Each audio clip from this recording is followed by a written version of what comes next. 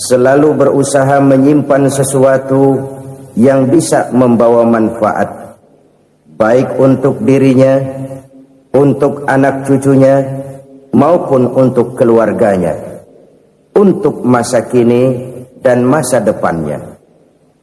Kadang simpanan itu berbentuk uang, kadang berupa tanah, lain saat berbentuk pabrik, dan lain sebagainya. Sementara masa depan yang paling pasti adalah akhirat.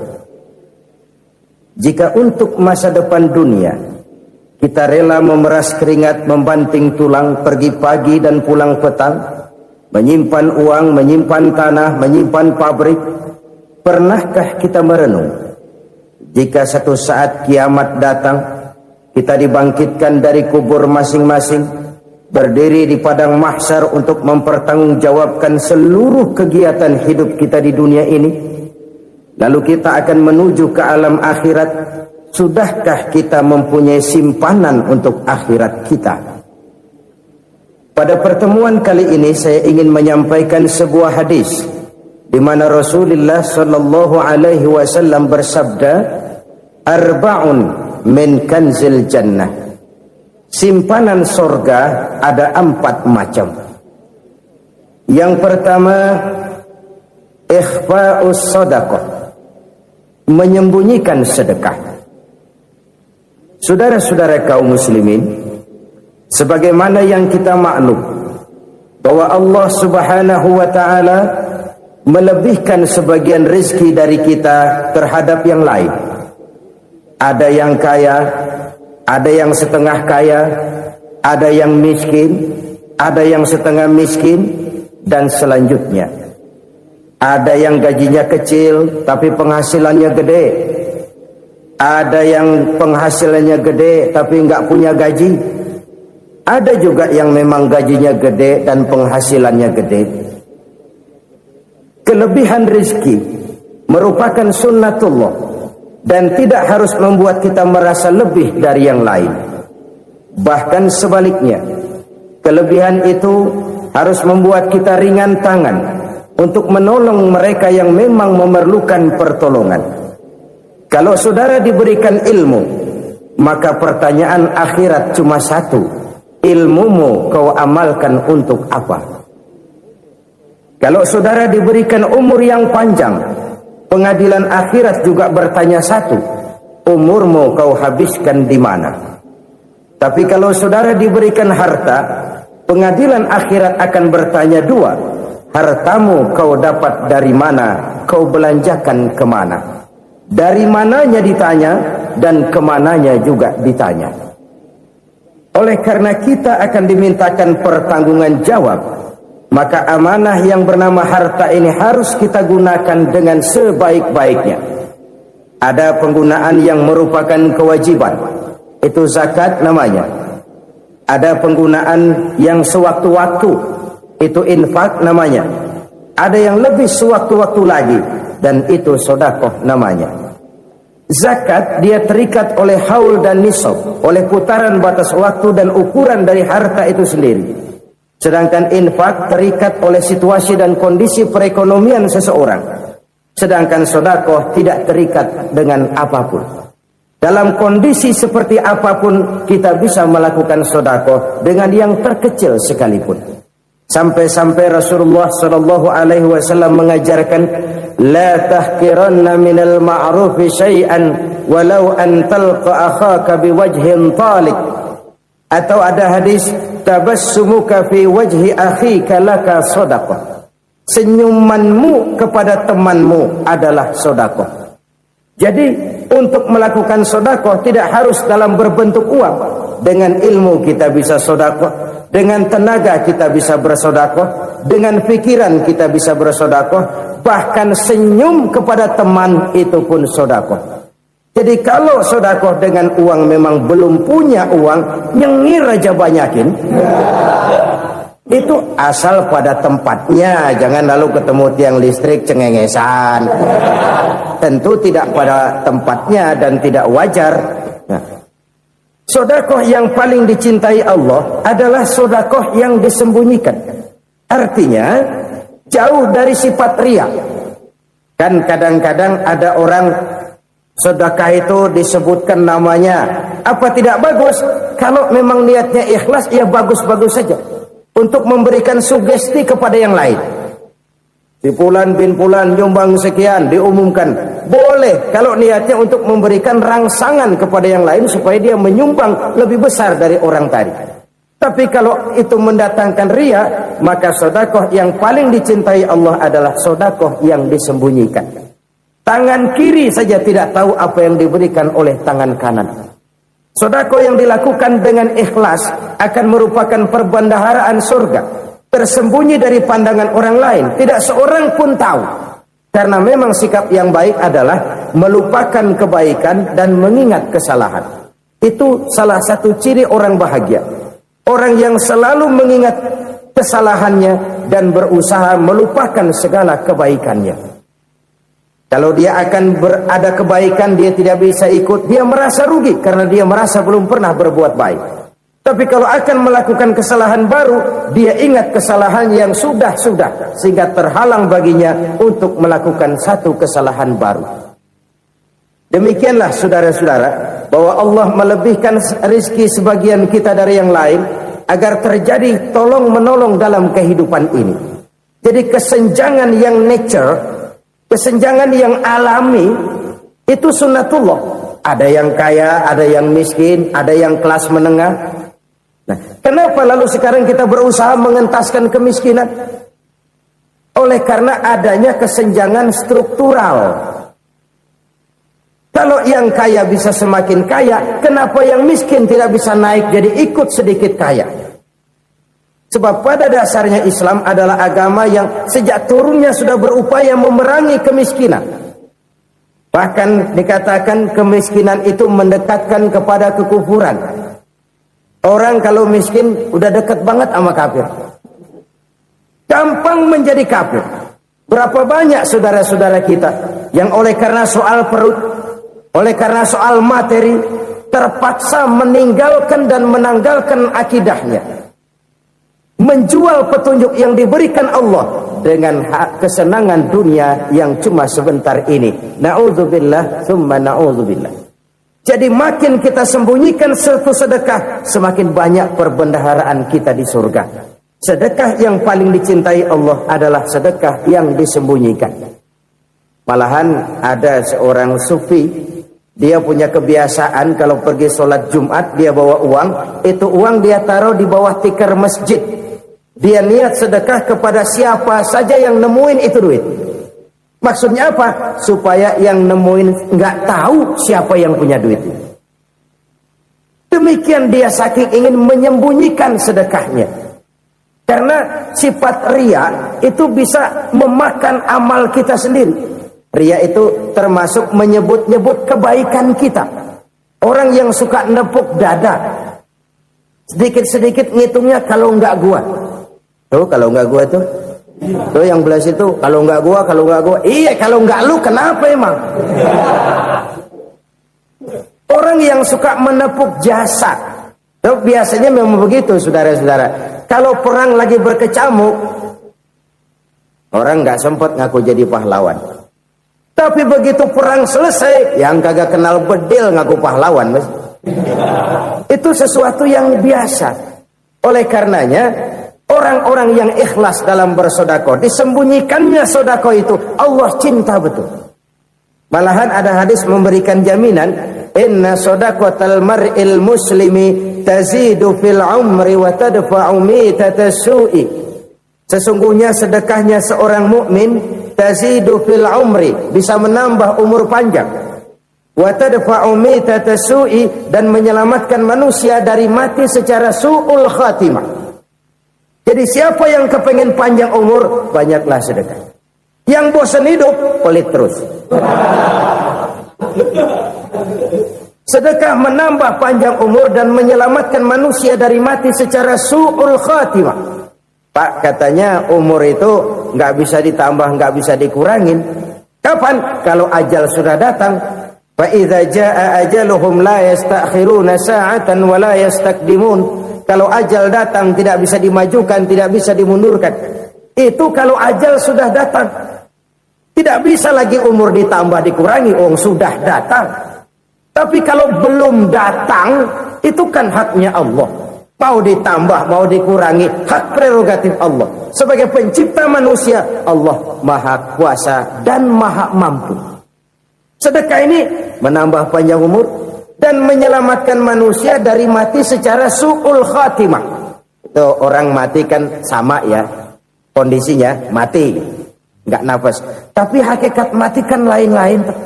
Ada yang mati itu husnul khatimah, baik akhirnya. Misalnya lagi ngaji mati, lagi sholat mati, lagi sedekah mati. Ini yang dinamakan dengan husnul khatimah, baik di akhirnya.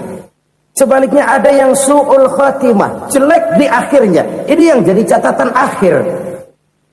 Lagi nyekek botol, mampus. Lagi banting kartu, modar. Su'ul khatimah, jelek pada akhirnya. Sedekah menyelamatkan manusia dari mati secara su'ul khatimah. Dan kita semua kepengen mendapat husnul khatimah, jauh dari su'ul khatimah. Oleh sebab itu yang bisa menyelamatkan kita dari penyakit itu antara lain adalah sedekah yang disembunyikan, yang dikerjakan dengan ikhlas karena Allah, tidak karena kepengen dipuji orang, tidak karena ingin dikatakan orang pemurah. Sebab orang dermawan itu orang yang memberi tanpa harus diminta. Kalau masih harus diminta, ya belum dermawan namanya, masih harus diminta. Kalau nggak diminta ya tulus, lolos, polos. Saudara-saudara kaum muslimin rahimakumullah. Harta adalah amanat dan akan kita pertanggungjawabkan. Allah melebihkan rizki sebagian kita dari yang lain agar kita saling tolong menolong, bantu membantu. Nabi janjikan, siapa yang meringankan beban saudaranya muslim di dunia, Allah akan meringankan bebannya di akhirat nanti.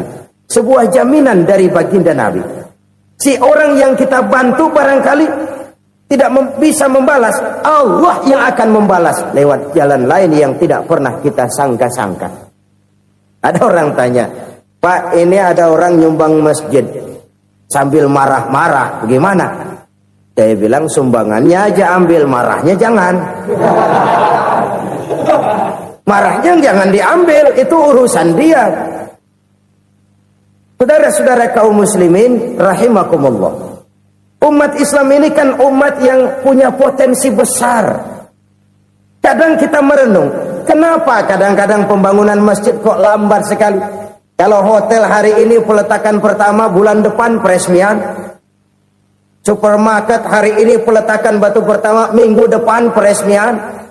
Tapi kalau sudah yang namanya masjid, kadang-kadang peletakan batu pertama sekaligus jadi batu terakhir.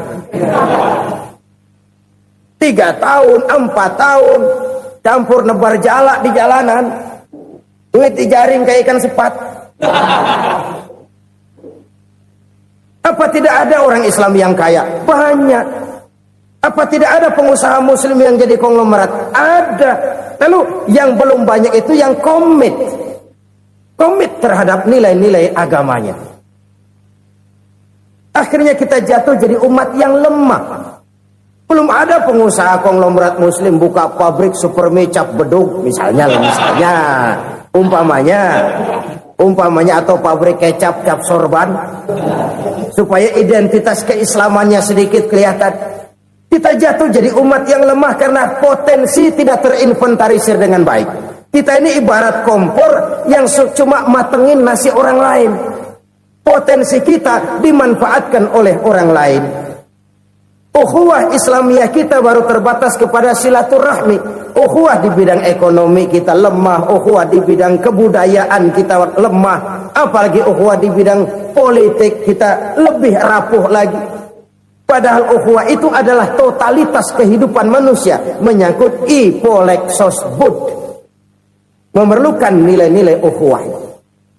Jadi oleh karena itu mari kita menyadari di dalam harta kita, walaupun kita yang cari, pergi pagi, pulang sore, peras keringat, banting tulang, di sana ada harta anak yatim. Di sana ada hak masjid.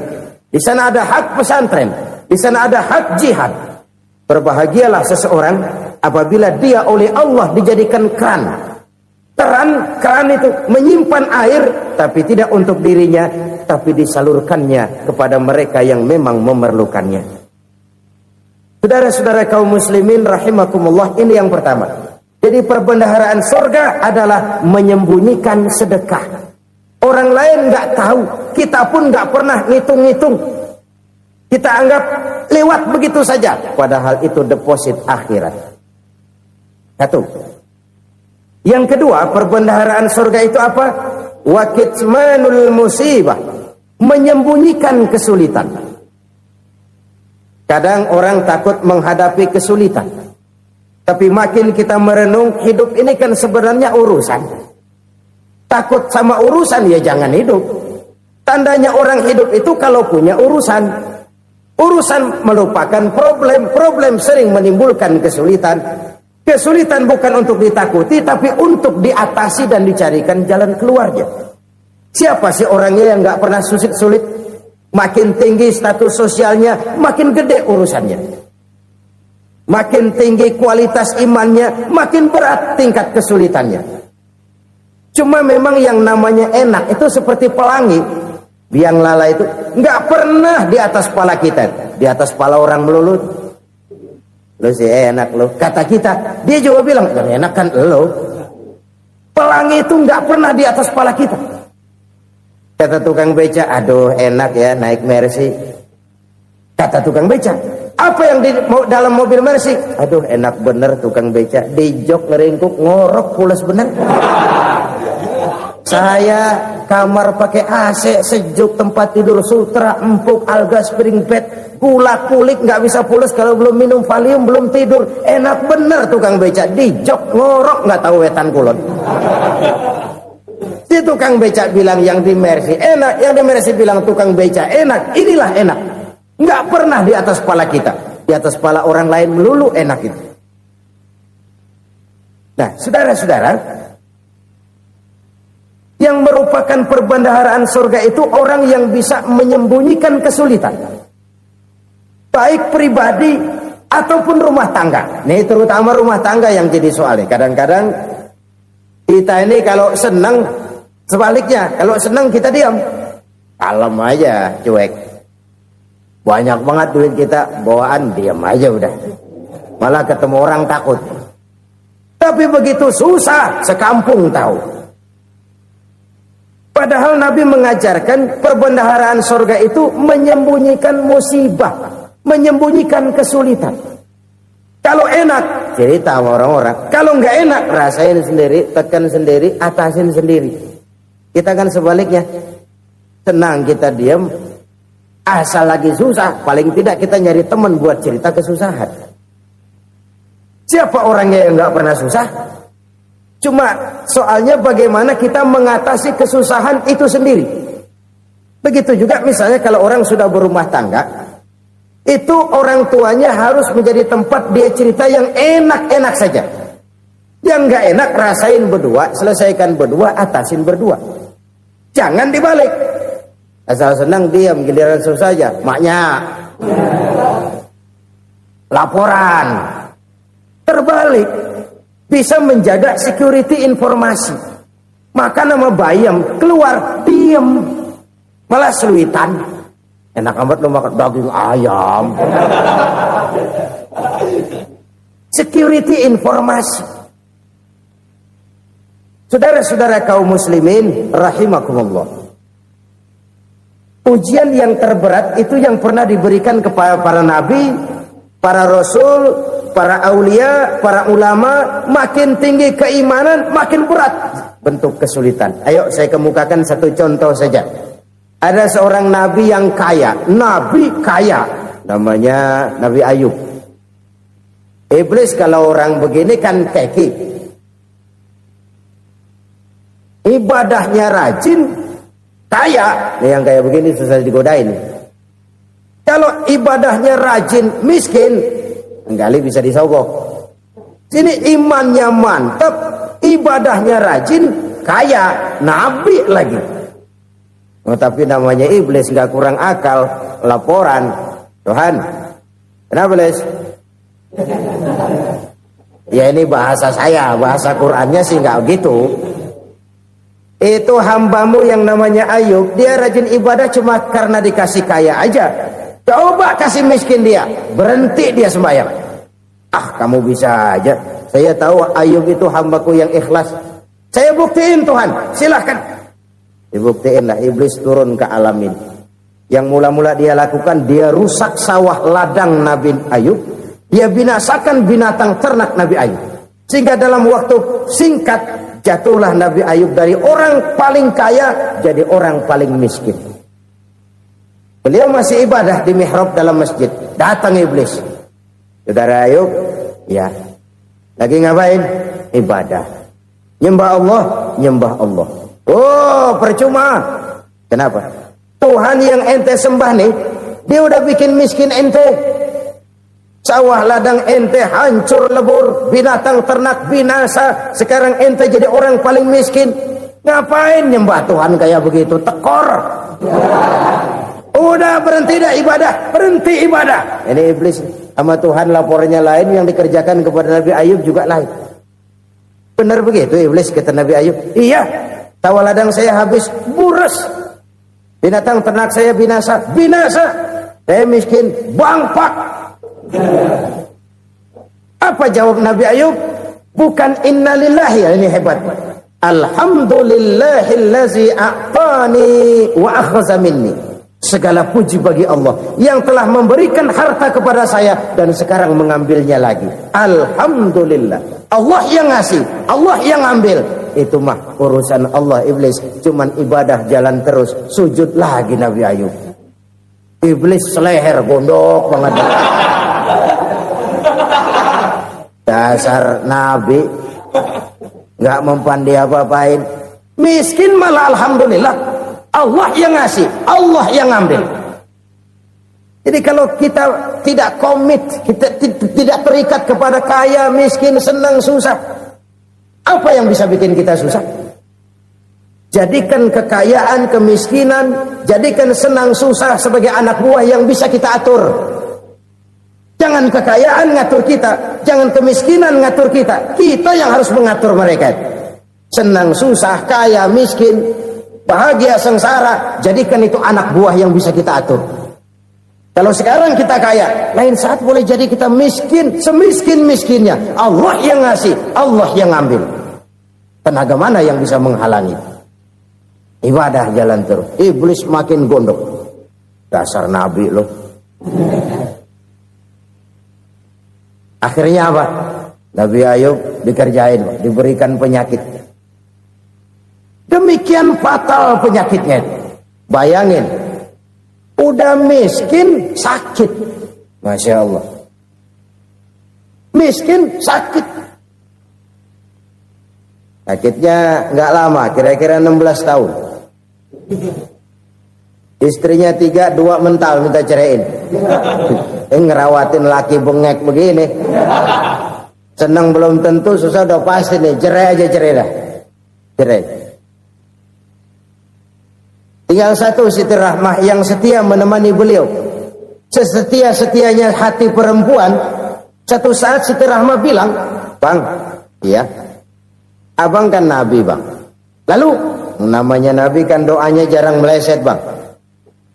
Maksud kamu minta kenapa sih sama Tuhan biar abang sembuh baik dah bang?" Siti Rahmah, iya. Saya sakit berapa tahun sih dah? 16 tahun bang. Sebelum ini saya sehat berapa tahun? Ya kira-kira 60 tahun bang. Nah coba ente banding-bandingin Rahmah. Saya dikasih sehat 60 tahun, dikasih sakit 16 tahun. Sudah nggak sabar mau doa kepada Allah minta sembuh. Saya malu kepada Allah. Diuji dengan yang luar biasa seperti ini, tidak mengganggu stabilitas kehambaannya. Dia tetap menghamba kepada Allah Subhanahu wa ta'ala. Saudara-saudara kaum muslimin rahimakumullah. Kunci menghadapi kesulitan itu apa? Allah jelaskan dalam satu ayat, wa basyiris sabirin alladzina iza asabathum musibah qalu inna lillahi wa inna ilaihi raji'un. Gembirakan orang-orang yang sabar Siapa mereka itu? Yang apabila mendapat musibah mereka kembali kepada keyakinan dasar, segalanya dari Allah dan segalanya akan kembali kepada Allah. Ini konsepsi dasar dari sikap muslim dalam menghadapi berbagai kesulitan. Segalanya dari Allah, segalanya akan kembali kepada Allah. Kalau ini sudah kondisi dasarnya, maka kita akan lapang menghadapi kenyataan bagaimanapun pahitnya. Apakah itu namanya miskin, apakah itu namanya sakit, bahkan maut sekalipun. Maut sekalipun. Segalanya dari Allah, segalanya akan kembali kepada Allah. Ini sikap hidup, bukan sekedar ucapan. Kita kadang-kadang menjadikannya sebagai ucapan. Mulutnya sehingga berhenti, innalillahi wa inna ilaihi rajiun, tapi nangisnya terus gerung-gerungan. Bukan itu, ini kesadaran moral. Kalau segalanya dari Allah, segalanya kembali kepada Allah, kan sebenarnya cuma nunggu giliran. Hari ini saya nyembayangin dia, entah hari apa saya disembayangin orang. Hari ini saya antar dia ke kubur, entah hari apa orang nganterin saya ke kubur. Hari ini saya tahlilkan dia, entah nanti kapan orang tahlilkan saya. Segalanya dari Allah, segalanya akan kembali juga kepada Allah. Oleh sebab itu saudara-saudara, kesulitan bukan untuk ditakuti. Kesulitan justru untuk diatasi, dicarikan jalan keluarnya. Dan tidak ada orang yang tidak pernah mendapat kesulitan. Tidak ada. Semakin tinggi status sosial, semakin tinggi kualitas keimanan, semakin besar juga tingkat kesulitan. Hanya saja bagaimana cara kita mengatasinya. Dan Al-Quran menyatakan, inna ma'al usri yusra.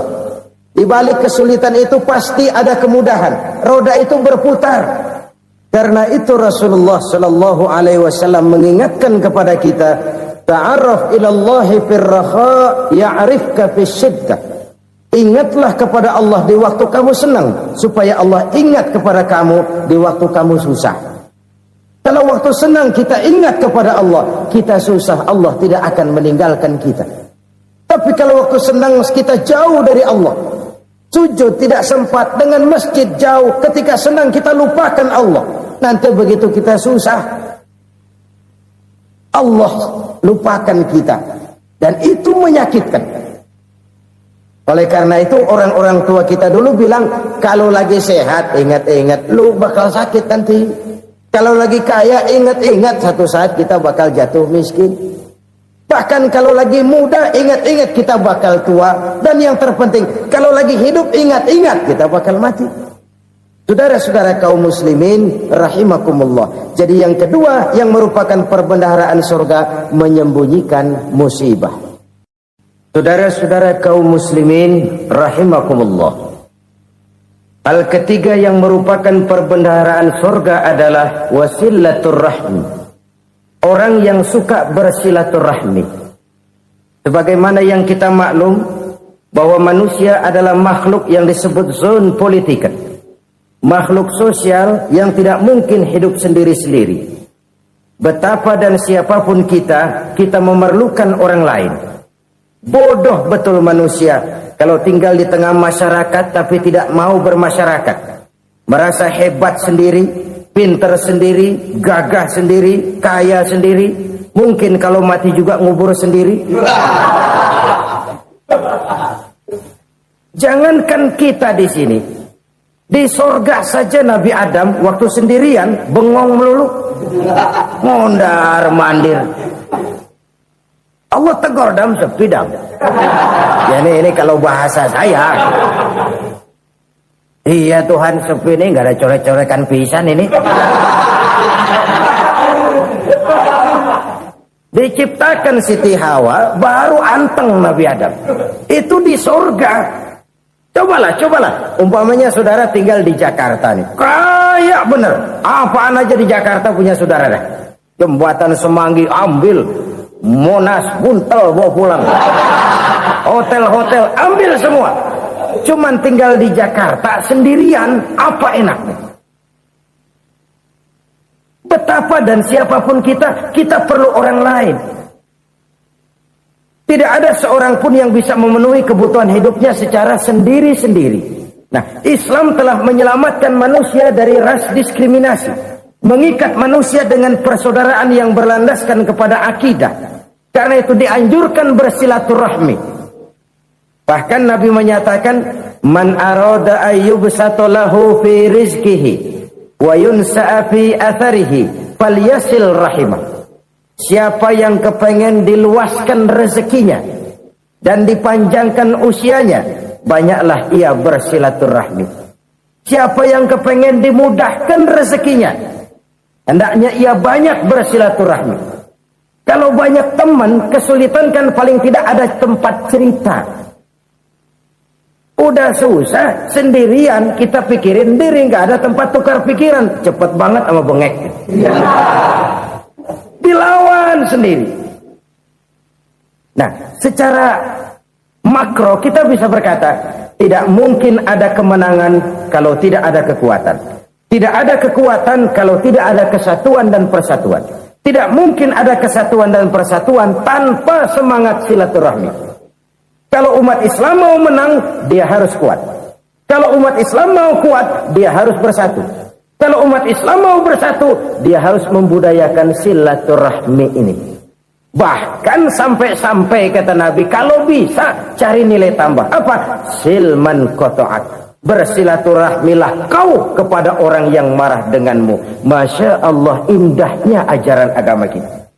Orang yang marah pun kepada kita, kata Nabi, kalau bisa bersilaturahmilah kepadanya, kepada orang yang marah itu. Di situ nilai tambah. Cuman jujur nih hadis, ngucapinnya gampang, ngamalinnya yang berat banget. Orang marah sama kita, kita disuruh silaturahmi, ada apa malu? Lu marah, ada gue marahan lagi. Gue pikirin. Saudara-saudara kaum muslimin rahimakumullah. Tapi ini yang diajarkan, bahkan ini yang dicontohkan oleh baginda Rasul.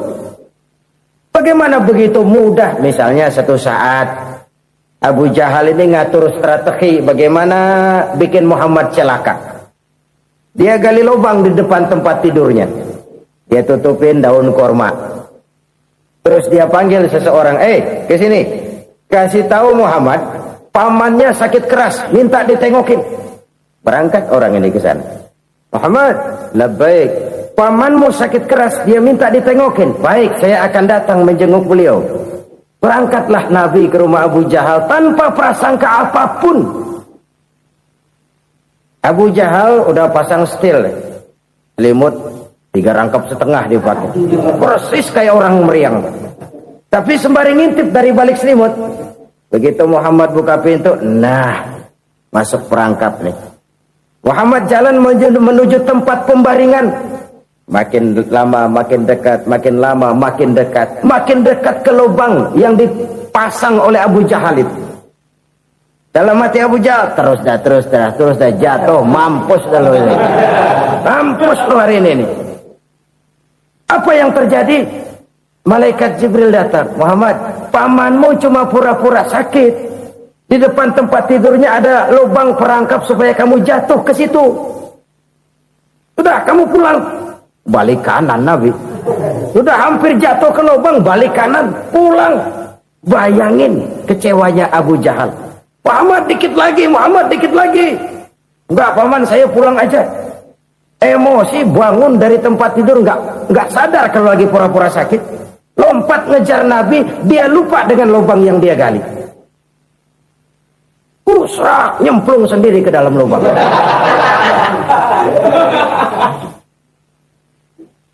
Nabi terus berlalu. Ini terjadi keanehan. Jatuh ke lubang yang dia gali itu sebenarnya nggak terlalu dalam ya, antara 3-4 meteran lah. Tolong saya jatuh ke lubang ini. Datanglah pelayan-pelayannya itu. Angkat saya dari sini. Oh, yang ngulurin tambang. Satu gulung belum juga nyampe itu tambang. Kurang, beli lagi ke warung. Sambung, ulur lagi, nggak juga bisa sampai. Wah, ini kerjaan Muhammad ini. Tolong, siapa salah seorang kamu ke rumah Muhammad, kasih tahu encangnya kecebur. Minta ditolongin. Sampaikan kepada Rasul. Kenapa? Pamanmu jatuh ke lubang, Muhammad minta tolong diangkatin. Tambang udah nyambung-nyambung nggak nyampe juga. Ya, nanti saya datang, saya tolong. Coba. Nyata-nyata orang berniat jahat mau mencelakakan dia. Datang dia menolong. Ini yang disebut air tuba dibalas air susu ya ini. Bukan sebaliknya. Air tuba dibalas air susu. Paman, kecebur ya? Iya Muhammad, tolong ini. Pegang tangan saya. Nabi ulurkan tangannya. Nyampe. Dipegang oleh Abu Jahal. Diangkat ke atas. Sampai atas. Apa kata Abu Jahal? Sihirmu memang hebat Muhammad. Udah ditolongin dikata sihir. Yang enak kita kemplang kan itu orang begitu. Urusan apa? Tapi inilah akhlak. Kalau bisa kamu bersilaturahmilah dengan orang yang marah kepadamu sekalipun. Orang marah kita tetap baik. So, kalau kita berbuat baik sama orang yang memang baik, rasanya sih biasa-biasa aja. Orang baik kita baik lagi, ya draw aja, belum ada nilai tambah di situ. Baru ada nilai tambah kalau kita bisa berbuat baik kepada orang yang nyakitin kita. Itu namanya kita setingkat di atas dia. Dia sakitin kita, kita berbuat baik sama dia. Dia pelit sama kita, kita baik sama dia. Dia marahin kita, kita deketin dia. Di situ kita punya nilai tambah. Jadi siapa yang ingin diluaskan rezekinya kata Nabi dan dipanjangkan umurnya, hendaklah ia banyak-banyak bersilaturahmi. Sederhana sebenarnya silaturahmi, tapi silaturahmi membangkitkan semangat kesatuan dan persatuan. Kesatuan dan persatuan melahirkan kekuatan. Dalam matematika 1 ditambah 1 pasti 2. Tapi di tengah masyarakat, 1 orang takut ditambah 1 orang takut, hasilnya jadi 2 orang setengah berani. Kenapa setengah berani? Karena udah berdua. Tadi pan takut sendirian. Kalau dia kumpul turu-turu takutlah jadi berani. Kita yang lemah, kita yang tidak berdaya, kita yang miskin, kalau mau kompak bersatu, apa yang nggak bisa kita kerjain? Apalagi tinggal di kota besar, pilihan cuma 2. Bertahan atau minggir. Bertahan atau minggir. Untuk bisa bertahan harus mampu bersaing. Untuk mampu bersaing harus punya keahlian. Keahlian harus ditunjang dengan pendidikan, ditambah oleh kekompakan sebagai umat. Udah miskin mencar mulu, orang injek kita. Orang nggak pandang urusan apa malu. Oleh karena itu, silaturahmi pada hakikatnya merupakan roh dari ukhuwah yang diajarkan oleh agama kita. Bagaimana Islam menyelamatkan masyarakat manusia dari ras diskriminasi, mengikat manusia, dan tidak ada persaudaraan yang lebih indah selain persaudaraan yang diikat dengan nilai-nilai akidah. Sepanjang orang di jalan Allah, itulah saudara kita. Keluar dia dari jalan Allah, selesailah persaudaraan sampai di situ. Karena itu, kalau ingin menyimpan sesuatu di surga, banyaklah bersilaturahmi. Datang ke rumah ini, datang ke rumah itu, dan lain sebagainya. Itu simpanan kita di akhirat nanti. Ini yang ketiga. Saudara-saudara, yang keempat, perbendaharaan surga itu apa? Wa qawlu la hawla wa la quwwata illa billah. Ucapan la hawla wa la quwwata illa billah. Ibadah kan ada yang berat, modalnya besar. Bangun masjid berat, modalnya besar. Bangun rumah sakit berat, modalnya besar. Ada ibadah yang berat tapi modalnya ringan. Misalnya puasa. Puasa itu berat, mengendalikan nafsu. Kalau sekedar nggak makan nggak minum sih enteng, mengendalikan nafsu. Itu jihad terbesar, tapi kan modalnya ringan, cuma niat saja. Ini ibadah berat, modalnya ringan. Ada ibadah yang ringan, modalnya juga enteng. Seperti termasuk ucapan la haula wa la quwwata illa billah. Tanpa sadar, la haula wa la quwwata illa billah. Nyelengin tuh di surga. Nyelengin, kita nggak terasa, nyelengin simpenan akhirat. La haula wa la quwwata illa billah. Nyimpan lagi. Kaget, la haula wa la quwwata illa billah, nyimpan lagi, banyak simpanan. Walaupun sebenarnya yang dimaksud di sini adalah kesadaran batin bahwa tidak ada daya dan kekuatan kecuali Allah. Itu intinya. Kita memulai pekerjaan disunahkan baca bismillah, kan begitu.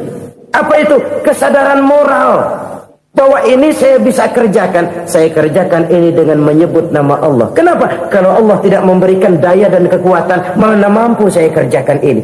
Maka saya kerjakan ini dengan menyebut nama Allah. Bismillah. Kesadaran moral. Manusia hanya wajib berusaha, tapi nggak pernah wajib berhasil. Banyak hal-hal yang kalau kita renungkan secara rasio nggak mungkin. Tapi jadi kenyataan. La haula wa la quwata illa billah. Tidak ada daya dan kekuatan kecuali bagi Allah semata-mata. Kesadaran moral akan kelemahan dan keterbatasan makhluk bernama manusia. Kadang kita kagum dengan otak, tapi kita sering lupa sama yang bikin otak.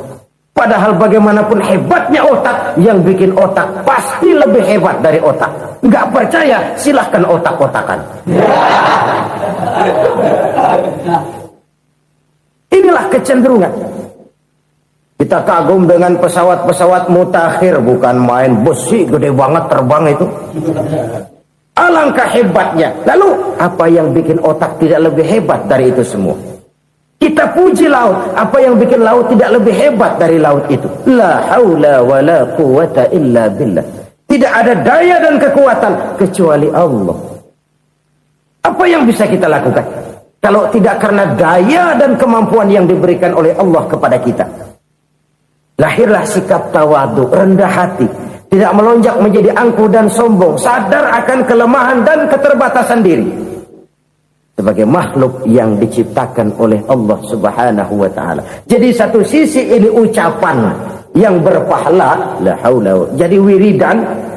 Pada sisi lain ini kesadaran moral, sikap mental, kesadaran batin bahwa yang punya daya dan kekuatan itu cuma Allah. Kita nggak pantas untuk sombong, sebab sombong itu pakaiannya Allah. Kita nggak sedang pakai pakaian Allah, kegedean. Dan makin kita renungi, makin terbentur. Apa sih yang bisa kita sombongin? Kita mau sombong apa? Kaya, pintar, itu kan semua relatif. Di atas langit masih ada langit lagi. Jadi oleh karenanya, marilah kita menyadari. Manusia hanya wajib berusaha, tapi tidak pernah wajib berhasil. Yang berusaha saja tidak wajib berhasil, apalagi yang tidak berusaha. Islam bukan agama orang pemalas yang selesai sholat lalu enggelohom, enggelenggem ayem-ayem. Tapi Islam bukan agama orang sombong yang setelah berusaha lalu tidak memerlukan Allah. Kita bisa saja bikin proyeksi, tahun sekian kita bakal panen besar menurut perhitungan otak. Tapi ada kejadian lain. Apa? Tikus ngambek. Habis itu dimakanin tikus, panen gagal. Proyeksi rasional gagal oleh tikus-tikus yang ngambek itu. Bisa saja terjadi. Tahun depan kita panen besar, urung. Kenapa? Musim panas panjang. Lalu sekarang ini koran-koran bikin berita musim mengalami penyelewengan. Bukan cuma manusia yang nyeleweng sekarang. Musim pakai nyeleweng. Mestinya kan musim hujan udah selesai, masih hujan-hujan juga. Musim. Nah sekarang kita boleh bikin proyeksi, kita bakal panen besar. Tahu-tahu musim panas panjang, sawah retak, air kering. Cari teknokrat yang paling botak, suruh pendekin tuh musim panas. La haula wa la quwata illa billah. Inilah kesadaran moral. Saudara, saya teringat satu saat ada seorang konglomerat. Umurnya ya kira-kira 70-an. Satu saat dia ditanya oleh wartawan, "Pak, umur Bapak berapa sih?" "Ya paling 10 tahun." 10 tahun? 10 tahun? Anak Bapak berapa orang? Satu saja? Satu. Harta Bapak berapa? Ya paling-paling bangsa 7 juta kali. 7 juta? Iya. Pak, kenapa Bapak bohongi saya? Bapak punya buku biografi. Koran-koran, majalah-majalah banyak memuat cerita riwayat hidup Bapak. Saya tahu umur Bapak 70. Kenapa bilang cuma 7 tahun? Saya tahu anak Bapak 8. Kenapa cuma bilang 1? Saya tahu harta bapak miliaran, mungkin triliunan, pabrik di mana-mana, bank di mana-mana. Kenapa bilang uang bapak cuma 7 juta? Nah, kata si konglomerat tadi, kamu benar nak, kamu benar. Umur saya kalau jumlahnya memang 70 nak. Cuman ingat-ingat saya, baru 7 tahun terakhir ini saya sujud. Baru 7 tahun terakhir ini saya berusaha dekat dengan Allah. Saya laksanakan perintahnya, saya jauhi larangannya. 7 tahun inilah rasanya yang ada nilainya di hadapan Allah. Yang 63 tahun matong, kelabu, kelem umur gue. Habis untuk maksiat, untuk munkarat. Maka ketika ditanya tadi, umur saya 7 tahun itu. Oh begitu Pak. Oh iya. Lalu anak Pak. Anak bapak kan 8. Kenapa bilang cuma 1? Nah, kalau jumlah hitungannya memang anak saya 8. Tapi dari 8 orang ini rasanya cuma 1 nih. Yang bakal jadi buah hati, belahan jantung. Pelanjut cerita, penerus sejarah. Bakal jadi anak soleh yang akan mendoakan saya.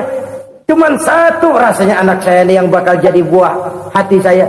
Besar-besaran saya. Yang akan mendoakan di kubur saya. Yang akan mendoakan di akhirat saya. Yang 7 orang mana? Masya Allah, yang 1 tenggeng, yang 1 nyekek botol mulu, yang 1 nggak karu-karuan. Makanya saya bilang 1 anak saya yang akan bisa mendoakan saya. Oh begitu Pak. Iya.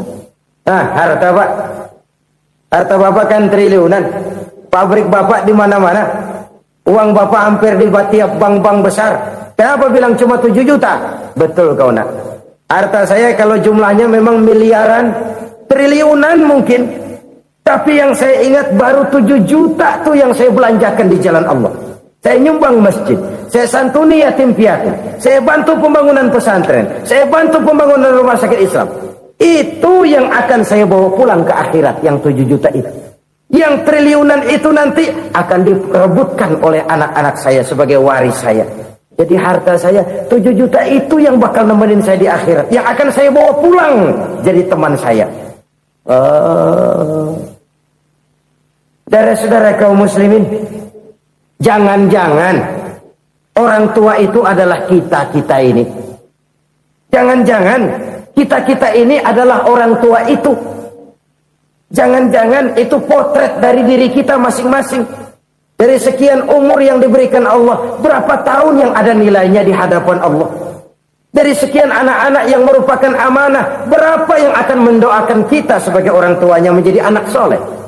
Dari sekian banyak harta yang diberikan Allah, berapa yang akan kita bawa pulang menghadapnya nanti, yang kita belanjakan di jalan Allah? Ini sebuah potret kehidupan. Karena itu kita kembali kepada la haula wa la quwata illa billah. Kita wajib berusaha, kita wajib berikhtiar. Selebihnya, segala daya dan kekuatan hanya milik Allah saja semata-mata. Satu kesadaran batin dari setiap pribadi muslim. Setelah ia berusaha dan berikhtiar, ia menyerahkannya kepada Allah Subhanahu wa ta'ala. Jadi, satu sisi ini merupakan wiridan ucapan yang mengandung pahala. Pada sisi lain, ini merupakan sikap batin dari seorang muslim di dalam ia menghadapi realitas kehidupan ini. Saudara-saudara kaum muslimin rahimakumullah. Kalau ini kita jadikan satu basis kehidupan, maka ini akan menyelamatkan manusia dari kemungkinan tergelincir menjadi orang yang lupa diri dan lupa darat.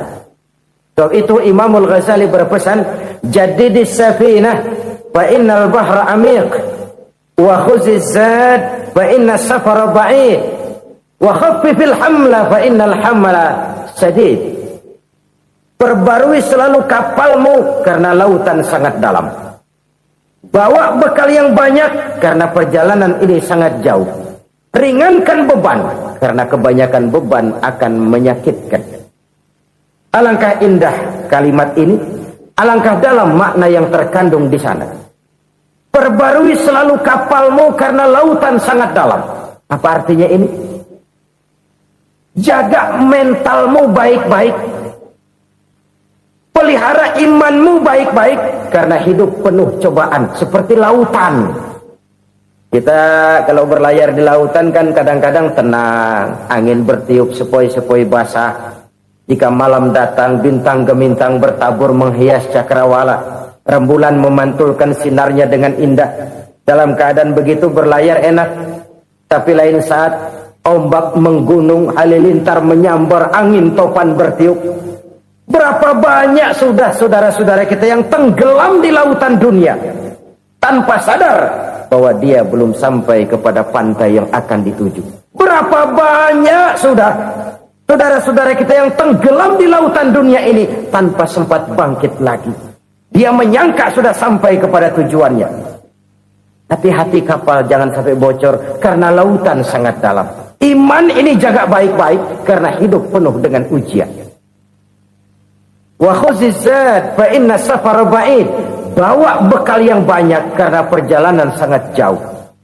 Saudara mau ke Bandung, bawa duit. Saudara mau ke Surabaya, banyakan lagi duitnya. Saudara mau ke Mekah, gepokan, iketan tuh duit nggak lembaran lagi. Makin jauh perjalanan, makin banyak bekal yang harus kita bawa. Kalau saudara dari Jakarta mau ke Surabaya, kagak bawa duit berangkat juga, itu sih bukan berani namanya, nekat. Sampai Surabaya belum tentu, sengsara di jalan udah pasti. Kenapa? Nggak bawa bekal berangkat. Sama juga kita nih, misalnya belum sempat sembahyang, mati. Waduh, berani banget orang. Belum punya bekal, mati. Sengsara di jalan. Atau bekal tidak cukup. Dari Jakarta saudara mau ke Surabaya, bawa duit 500 perak. Paling jauh Cikampek nyampenya itu. Paling jauh itu. Antara jauhnya perjalanan dengan bekal yang saudara bawa tidak seimbang. Hidup ini perjalanan panjang. A walking tour. Dimulai dari alam arwah. Sebelum jasad diciptakan, roh diciptakan lebih dulu. Dari situ pindah ke alam rahim. Dari alam rahim pindah ke alam dunia. Dari alam dunia pindah ke alam barzah. Baru menuju akhirat. Satu perjalanan panjang. Kalau bekal tidak bawa, sengsara di jalan. Bawa bekal yang banyak karena perjalanan ini sangat jauh. Wa khaffifil hamla, ringankan beban karena beban itu cuma akan menyulitkan. Kalau bekal itu sih keperluan, tapi beban nggak kita perluin, cuma ngeberat-beratin. Apa ini beban? Dosa, kecurangan, kebatilan, kezoliman, ketidakadilan, kesewenang-wenangan. Itu akan jadi beban kita di akhirat. Alangkah celakanya, perjalanan panjang, bekal tidak bawa, beban kelewat banyak, alamat sengsara di jalan. Pahala tidak ada, dosa berlipat ganda. Na'udzubillah, summa na'udzubillah. Kalau kita rangkum nasihat Al-Ghazali dengan kisah si konglomerat tadi, kita akan mengambil kesimpulan. Pertama, bekal terbaik dalam menghadapi gejolak kehidupan ini tidak lain adalah iman. Yang kedua, pahala dan dosa. Dua hal kontroversial. Pahala adalah bekal, dosa adalah beban. Tapi kita sekarang kan tidak begitu terangsang kepada yang abstrak. Orang berlomba mencari yang konkret-konkret saja. Yang real. Kalau memang dosa, benjol dong. Kira-kira begitu. Kira-kira begitu. Persis orang Yahudi dulu. Orang Yahudi itu kan pernah minta kepada Nabi Musa. Ya Musa, lan nu'mina laka hatta narallaha jahrah. Musa, kami nggak bakal mau beriman kepada Allah kalau belum kami lihat Allah ada nongkrong di depan kami. Kalau memang Tuhan ada, taruh dong di depan kami. Mau yang konkret-konkret saja. Kalau memang dosa, benjol dong. Kalau memang pahala, berasa dong. Orang terangsang kepada yang real, yang konkret-konkret saja. Karena itu, untuk mengejar dosa, orang mau bayar. Tapi untuk mengejar pahala, walaupun tidak bayar, orang segan. Ini yang dikatakan oleh Nabi, kamu mengharapkan ke surga, tapi kamu berat melaksanakan sesuatu yang bisa membawa kamu ke surga. Kamu ingin jauh dari neraka, tapi tiap saat kamu lakukan perbuatan-perbuatan yang justru menjerumuskan kamu ke neraka. Idda'aitum an-najata minan nar wa ramaitum fiha anfusakum. Kamu ingin selamat dari neraka, tapi kamu lemparkan diri kamu ke neraka. Kamu ingin masuk surga, tapi berat sekali kamu melakukan perbuatan-perbuatan yang bisa menyampaikan kamu di surga.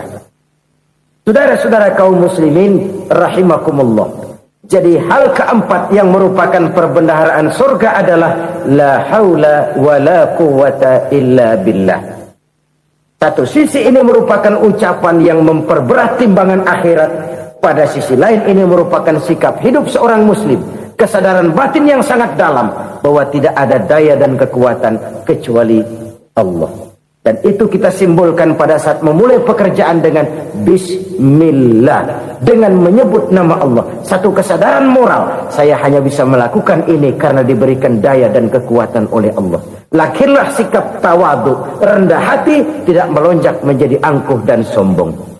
Saudara-saudara, sampai sini dulu jumpa kita kali ini. Semoga 4 perbendaharaan surga ini dapat kita lakukan, yang kelak akan merupakan bekal kita di kemudian hari nanti. Amin ya rabbal alamin. Terima kasih atas segala perhatian. Mohon maaf atas segala kekurangan. Usikum wa iyaya bitaqwallah. Wassalamualaikum warahmatullahi wabarakatuh.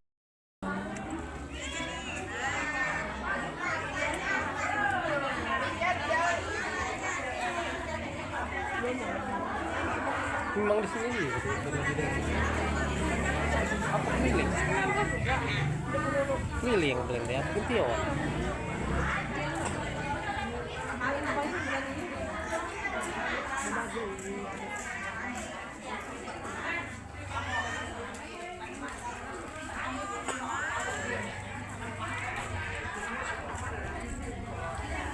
Dikitlah cucuknya. Memang cucuknya.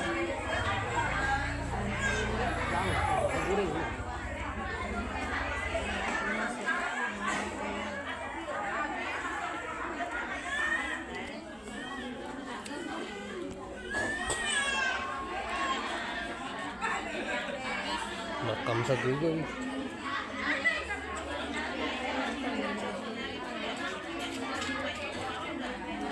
Makai halo-haloan.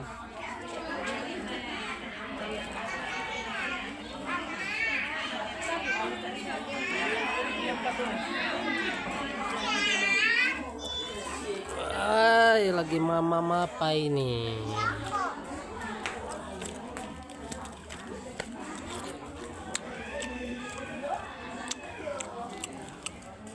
Jangan terlalu dekat. Kuahnya saja pejap tadi. Tempe kali tadi. Enggak bang tempe. Bawan. Bareng ini enggak pedas memang. Enggak pedas ini. Kalau kuah tuh pedas. Kalau ini enggak. Dikit-dikit saja. Bismillah. Enggak kan? Tarik kriuk.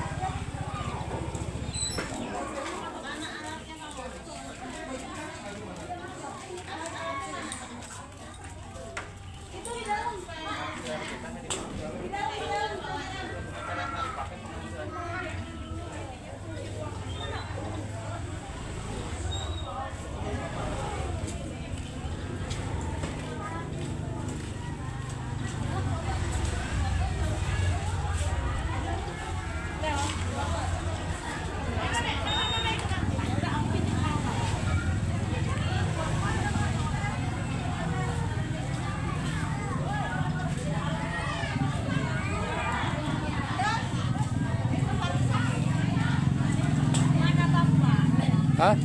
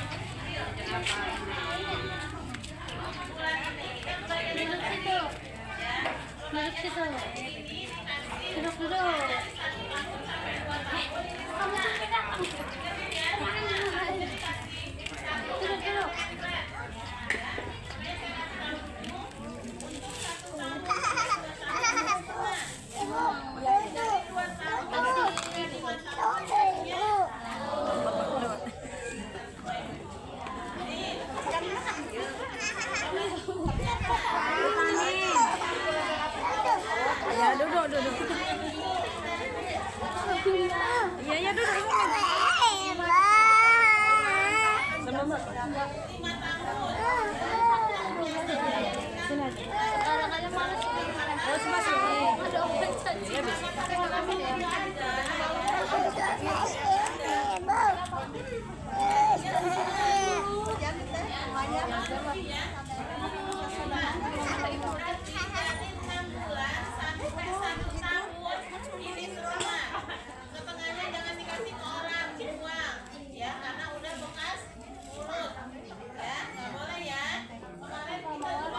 Den, kita habis itu Den. Mana? Pegang, sambil makan. Udah ambil lah, aku cai.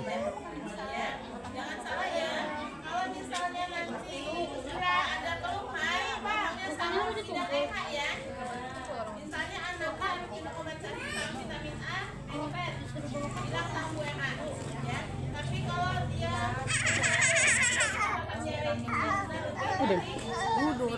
Geser sana. Nah, aku nih sini, belah sini kapan? Belah sini kapan nih?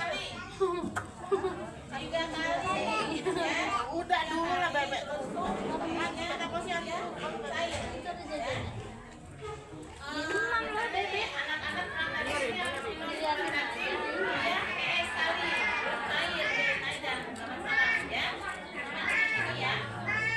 Kalau ada tetangganya yang sekarang tapi ini mintain tapi datanya kasih sama kader ya, jangan sampai ibunya ini juga ada yang nggak dapat ini ya, karena ini hati mungkin ya ibu ya, mulai aja ya,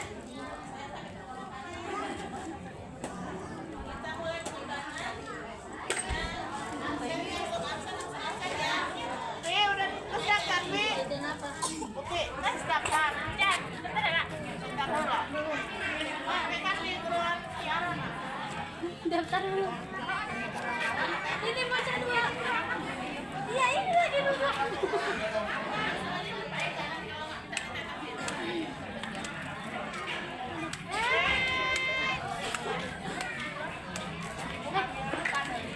Nitip bocah dulu ya.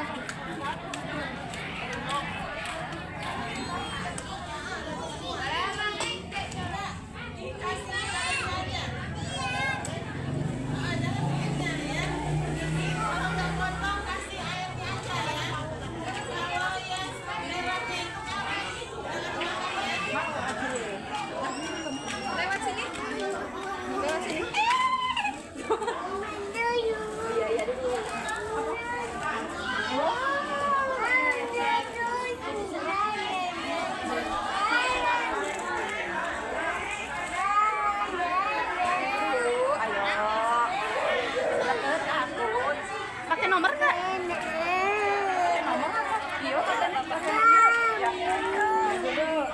Oh, nggak pakai nomor. Sayang mami. Jatuh lagi tuh sendiri ya sama bapak.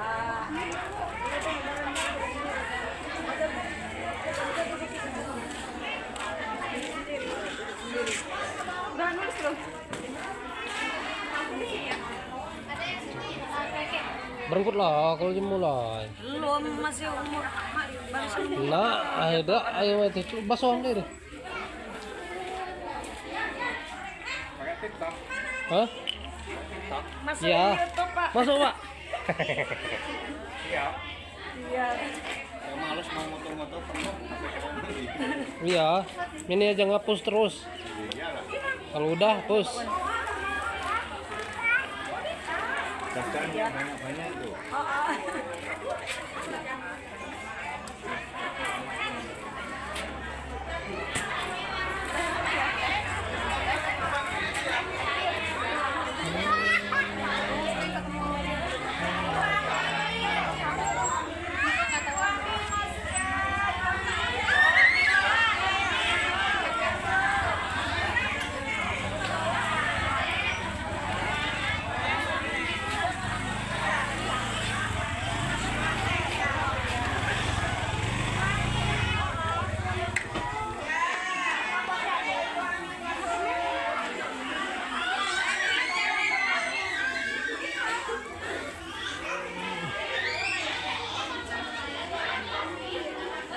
Dibasuh tadi. Jadi tunjuk kaki, lalu masuk aku.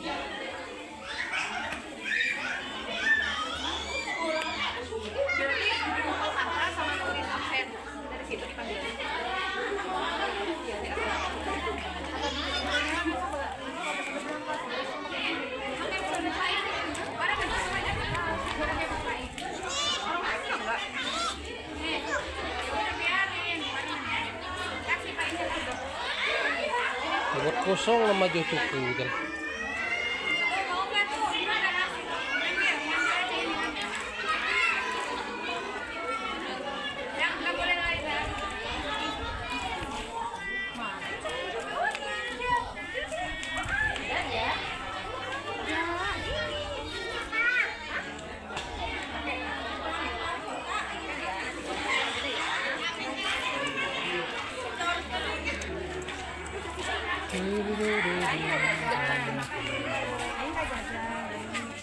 Hamil baru ada nggak, Bu?